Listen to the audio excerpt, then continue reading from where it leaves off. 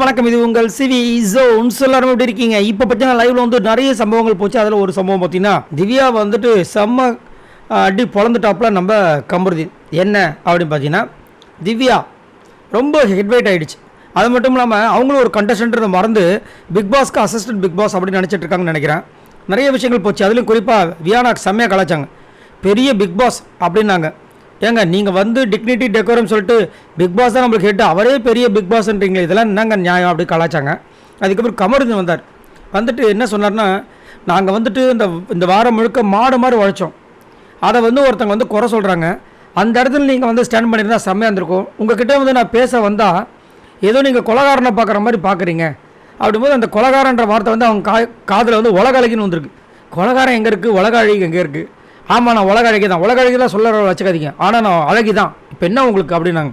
எல்லாருமே வந்துட்டு உங்களை உலக அழகிலாம் சொல்ல, உங்களை வந்து கொலகார மாதிரி பார்க்காதீங்கன்னு. ஏங்க அந்த வார்த்தையை யூஸ் பண்ணுங்க தொட்டு உடனே திருப்பி இதில் அடிக்கிறாங்க அந்தர்பல்ட்டி. உடனே அவர் கலாச்சிட்டார். ஏங்க இந்த வேர்டு இல்லைன்னா அந்த வேர்டு பார்த்தீங்களா, இப்படி தான் மாற்றி மாற்றி பேசுகிறீங்க, அதை பண்ணாதீங்க.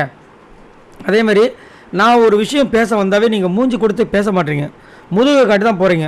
நாங்கள் நிறைய நேரம் உங்கள் மூஞ்சை பார்க்கறத விட முதுகை தான் பார்க்க வேண்டியதாக இருக்குது அப்படின்ற மாதிரி சொல்லி கலாச்சாரம் அவங்க மூஞ்சியே மாறி போச்சு.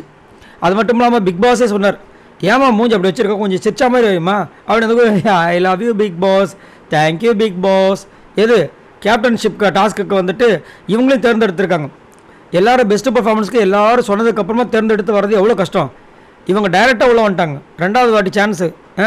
அந்த விஷயத்துக்கு சந்தோஷப்படாமல் இருக்காங்க. பிக் பாஸ் கேட்டு தெரிஞ்சுக்கிறார், என்னம்மா நான் கொடுத்ததில் உனக்கு சந்தோஷமே இல்லையா அப்படின்ட்டு. எல்லாம் ஃபுல்லாக வன்மமாக இருக்காங்க. என்னத்தை பண்ணுறது? இந்த வாரம் கண்டிப்பாக வந்து விஜய் சேதுபதி அவர்கள் வச்சு செய்யணும். குறிப்பாக வச்சு திவ்யாவை வச்சு செஞ்சால் தான் அந்த ஒரு சேஞ்சஸ் கிடைக்கும். ஏன்னா கண்டிப்பாக ஒரு திறமையான ஒரு போட்டியாளர், மாற்றுக்கிறதே கிடையாது திவ்யா. அவங்களுக்கு வந்து இந்த மாதிரி ஒரு டோஸ் கிடைக்கும்போது அவங்க ஓகே நம்ம வந்து தப்பான விஷயத்தில் போயிட்டோம், இதுக்கப்புறம் கரெக்ட் பண்ணிப்போன்னு சொல்லிட்டு ஒரு சில விஷயங்கள் பண்ணுவாங்க. ஏன்னா விஜய் பார்வதி கமருதீன் இப்போ எப்படி அடக்கி வசிக்கிறாங்கன்னா அந்த அளவுக்கு அங்கே வாங்கியிருக்காங்க. சும்மா கிடையாது, வந்தவொடனே சூப்பராக இருந்தாங்களாம் கிடையாது. ரெண்டு பேருமே நல்ல அட்டகாசம்லாம் பண்ணாங்க. ஏதோ இந்த வாரம் தான் சைலண்டாக இருக்காங்க. ஸோ அந்த மாதிரி அவங்களுக்கும் வரணுன்றது தான் என்னோட ஆசை. பார்க்கலாம் என்ன நடக்குதுன்னு. உங்களோட கருத்துக்களை சொல்லுங்கள். பாய் நண்பர்களே.